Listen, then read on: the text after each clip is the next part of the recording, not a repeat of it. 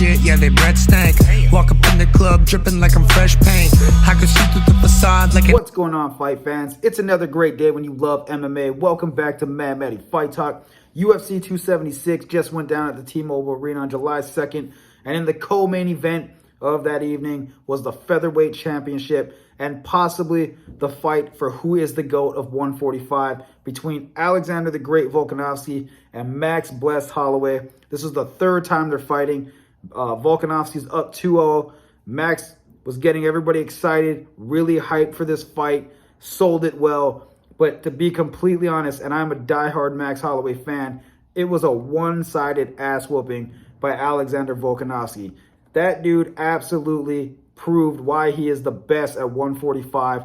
Max is easily number 2 in that division, but I'm just saying that fight, it just proved everything. I mean, we saw Alex fighting Korean Zombie, and a lot of people are saying, well, he's fighting the old Zombie. I'm not too impressed. We all expected that. He looked lightning fast, and he looked extremely strong, and his punches were landing hard. When he fought Max, it was the same thing. I don't know what was going on with Max that night, but he looked like he was a step behind from the very get-go.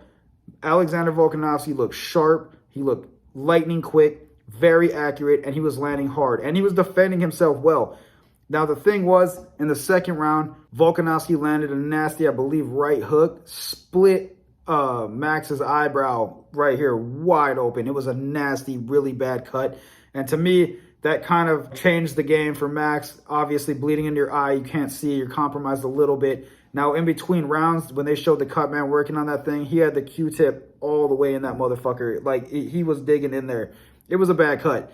Now, to Max's credit, he still fought the rest of the fight from the second round to the fifth round with a nasty gash and continued to bring it. I mean, he did not give up. He did not slow down. He was trying. He was trying his hardest.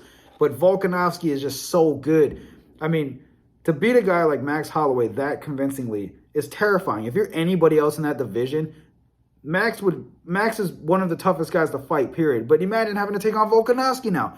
The dude is only getting better and better. He's still kind of new to MMA, and he's one of those guys who, he's a humble guy. He's humble. He likes to learn. He likes to improve. And you can see it every fight. Fight in and fight out. He is better and better and better. If you go back and watch all those fights, you can see him leveling up. Now, after the fight, he won 5-round decision very convincingly. We'll get into the strikes real quick. Volkanovski landed 204 of 377, 54% of those strikes landing.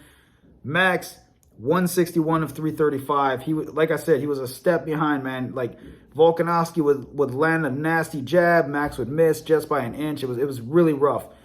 Significant strikes, 199 of 372 for Volkanovski. At 53% of his significant strikes landed. Max had 127 of 301. 42% of his significant strikes landed. I think Max went for 3 takedowns, didn't get any. Other than that, yeah, man, it was really, really rough. Volkanovski looked great. It's terrifying if you're in the 145 division to have to face a guy like that. Now, after Alexander won, gets on the mic, he's saying that he wants to immediately go up for the champ status. I don't disagree with that. I think him at 155, that's even more scary because now he doesn't need to cut the extra 10 pounds. He's probably going to have a little bit more power, and if he can keep that speed, it's going to be rough. Going against strikers at 155, I don't see him having a problem. I think he can bang with the best of them. He could probably, like him versus like a Justin Gaethje, a Dustin Poirier, I think those would be insane fights. The problem he's going to have is taking on bigger dudes who are really good at jiu-jitsu and really good at wrestling. And 2 of the top guys in that division, I'd say 3 of them, you're dealing with Charles Oliveira, who is, in my eyes, still the champion. I don't give a shit about the little weight miss and all that. He's still the champion. Nasty jiu-jitsu and outstanding striking. That is a really, really tough fight if Volkanovski were to get that.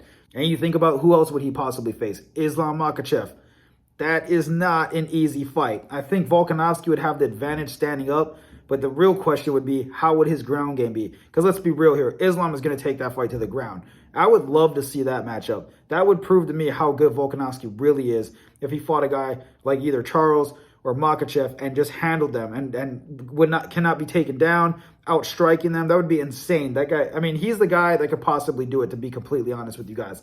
But as far as UFC 276, he is now probably put himself in the GOAT status. Well, not probably. He's definitely in the GOAT status of the 145 division. If I had to break it down, I'd probably say Alexander Volkanovski, followed by Max Holloway, followed by Jose Aldo, followed by Conor McGregor. And it's only because Conor didn't defend the title. So, yeah, I mean, great job on his part. So let me know in the comments what you guys thought about that fight and who do you guys want to see Alexander Volkanovski take on next. If you guys haven't yet, like, subscribe, show me some love, and I'll see you on the next one. Haters talking shit, yeah, they breath stank. Walk up in the club dripping like I'm fresh paint. I can see through the facade like an